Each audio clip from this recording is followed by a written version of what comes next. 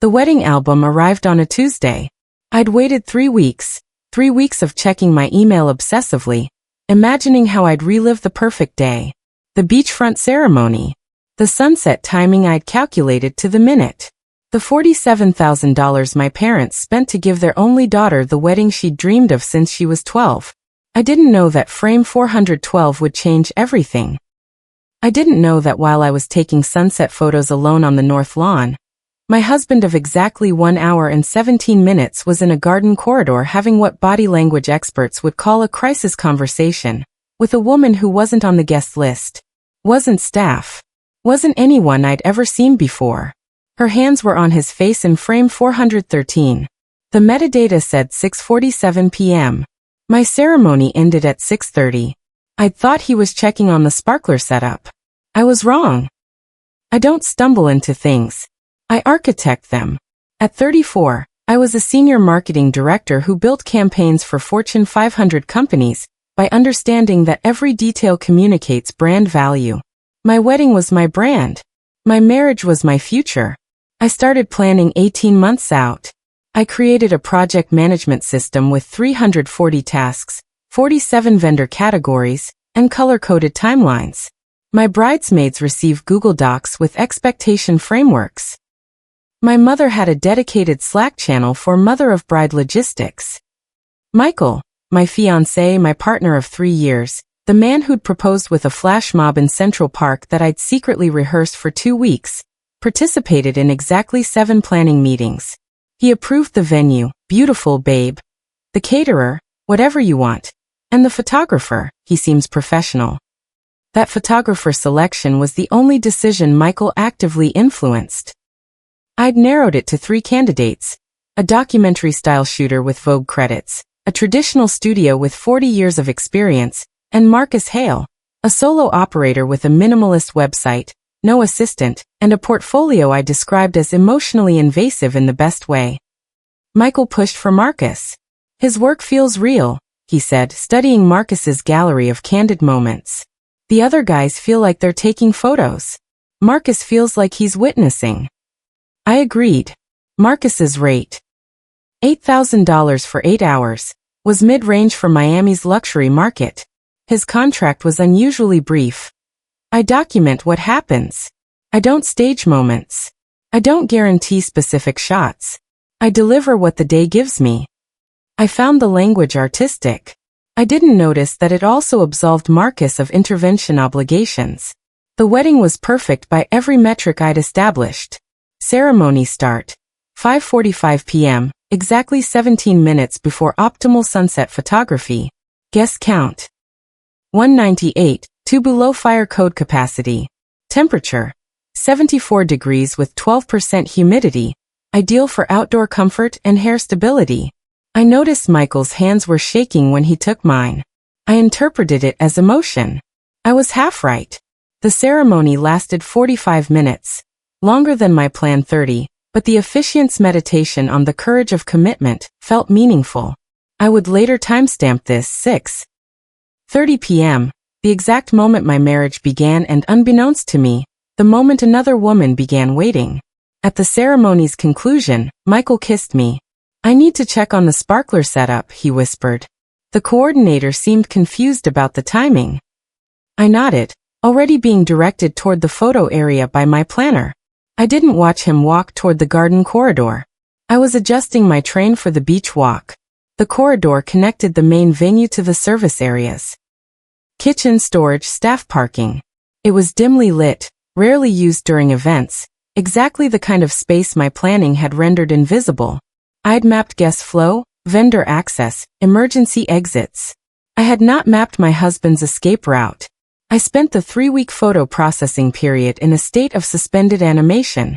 I took a week of honeymoon in St. Lucia, the suite Michael booked as a surprise that I later discovered he'd charged to our joint credit account. But my mind remained in Miami, waiting for the images that would validate the perfection I'd orchestrated. I returned to work immediately. My marketing team was launching a Q3 campaign. I threw myself into 14-hour days, telling myself I was eager to return to normal life, rather than avoiding the growing certainty that something had been wrong on my wedding day. The certainty had no specific origin. Just micro-moments. Michael's shaking hands during vows. His 11-minute disappearance. The way he'd checked his phone during our first dance. Just making sure the sparkler timing is set, he'd explained. The sparklers that malfunctioned anyway, 3 failing to ignite. I noticed because I notice everything. I asked Michael once, casually, about the corridor. Did you find the coordinator? His pause lasted 1.7 seconds. I counted. Yeah, all sorted. I didn't ask why the sparklers had failed if he'd sorted it. I was learning, already, not to ask questions whose answers I didn't want to verify. The photos arrived via digital gallery on a Tuesday at 2:47 p.m. I was in a strategy meeting. I checked my phone, saw the notification, felt my heart rate increase in a way that I recognized as anxiety but misidentified as excitement. I waited until 4:30 p.m. until I was alone in my office with the door closed. Marcus had delivered 847 images. I scrolled chronologically, my marketing eye assessing composition, exposure, emotional capture. The ceremony shots were flawless. The family formals were efficient. The sunset portraits, me alone on the beach, Michael joining me, the golden light exactly as calculated, were magazine quality. Then I reached the cocktail hour section. Frame 400. Guests mingling on the terrace. Frame 405.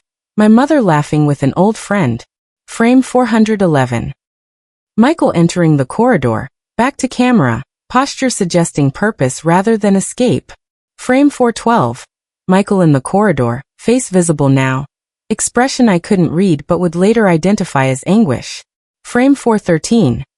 The woman in burgundy, hands on Michael's face, their bodies forming a composition that my professional eye recognized as intimate before my emotional mind could process it. I checked the metadata.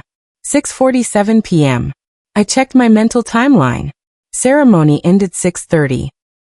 Sunset photos started 6:50. Michael had been gone 11 minutes. These frames captured minutes 6 through 8 of that absence. I didn't scream. I didn't cry. I opened a new browser tab and searched how to download photo metadata. I saved all 847 images to a folder labeled wedding_evidence_2024. I screenshotted the gallery interface showing Marcus's contact information. Then I closed my laptop and sat in my darkening office until the cleaning staff knocked at 8:30 p.m. I didn't confront Michael. This decision, my marketing brain overriding my emotional response, would prove crucial. I understood, instinctively, that information was power, and that Michael had controlled the information landscape of our relationship for at least the duration of our engagement. Instead, I investigated. I downloaded EXIF data from all 847 images, creating a spreadsheet of timestamps and camera locations. I cross-referenced with my wedding timeline, identifying exactly when each photo was taken relative to scheduled events. I noted that Marcus had spent approximately 7 minutes in the garden corridor area, frames 411 to 433, during a period when he should have been covering cocktail hour on the terrace. I requested the venue's security logs under the pretense of lost jewelry evaluation. The venue, recognizing a potential liability issue, provided entry/exit records for all service doors. I cross-referenced. 5:15 p.m. A woman matching the description entered through the kitchen service entrance using a code that shouldn't have been available to non-staff. 6:52 p.m. Same exit. 90 minutes of presence. 90 minutes of waiting. I found her through social media cross-referencing. Jessica Lane. Michael's ex-girlfriend who moved to Seattle. Her Instagram had location tags from Miami on my wedding date. Her stories, archived on third-party sites, showed a hotel room with a view of my wedding venue. Caption. Some things you watch from a distance because getting close would destroy you.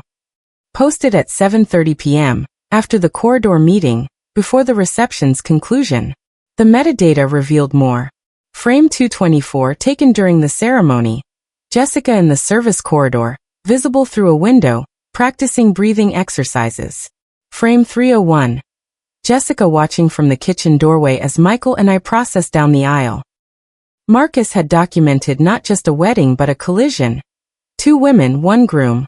1 ceremony that was actually 2 different events depending on perspective. I compiled everything. The photos. The metadata. The security logs. The social media archives. I hired a private investigator. Not to find more evidence, but to verify what I already suspected.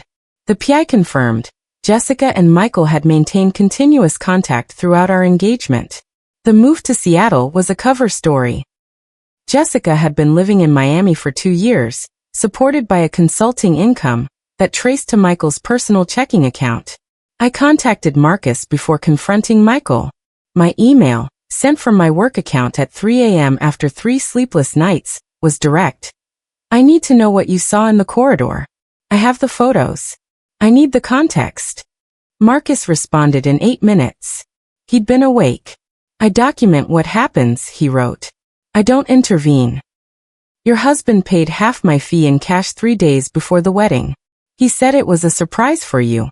I thought he meant the sparklers. The other half of Marcus's fee, I verified through bank records, had been paid by Jessica Lane. Same amount. Same day. 3 days before the wedding, Michael had withdrawn $4,000 in cash. Jessica had deposited $4,000 and transferred it to Marcus via Venmo. They'd coordinated payment for the photographer who would document my wedding and their parallel crisis. I asked Marcus why he hadn't told me. His response: my contract says I document, not judge. But I also couldn't ignore what I saw. I took more frames of that corridor than necessary. I made sure the timestamps were accurate. I delivered everything, not just the pretty moments. I hoped, you would look carefully. Marcus had engineered discovery. He couldn't violate his contract by directly informing me of Michael's infidelity, but he could document with excessive thoroughness. He could ensure the metadata was preserved. He could create a record that would survive Michael's inevitable narrative control. I confronted Michael with the evidence portfolio. I recorded the conversation, legal in Florida with one-party consent, and captured his admission. Jessica was pregnant. Had been for 4 months. The corridor meeting was an argument about whether to tell me, whether to proceed with the wedding, whether Michael could maintain both lives. Michael's choice. Marrying me while maintaining his other family wasn't unusual in the landscape of infidelity. What was unusual was the documentation. Marcus had created evidence that couldn't be gaslit away. I had proof that transcended he said she said. I used the photos in my annulment filing.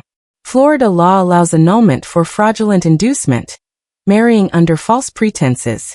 The judge, reviewing Marcus's documentation, called the evidence unusually comprehensive for marital proceedings. The annulment was granted in 60 days. The prenuptial agreement, I'd insisted, my marketing brain protecting my assets, meant no alimony, no property division, clean separation. I reported Marcus to the Florida Board of Professional Photography, not for documenting the infidelity, but for accepting dual payment without disclosure. The board's investigation revealed Marcus had done this before. 3 previous weddings where he'd accepted surprise, secondary payments from parties with interest in the event. His license was suspended for 6 months, probation for 2 years. Marcus accepted the penalty without appeal. I documented truth, he told the board. I should have disclosed the dual payment. But I don't regret showing her what she needed to see. I moved to Chicago. I changed my name professionally, dropping Park, taking my mother's maiden name. I deleted my wedding Pinterest board, my planning spreadsheets, my 340-task project management system. I started therapy specifically for perfectionism recovery and trust reconstruction. I keep one photo from the wedding. Frame 412. Michael in the corridor, face in his hands, the moment before Jessica touched him.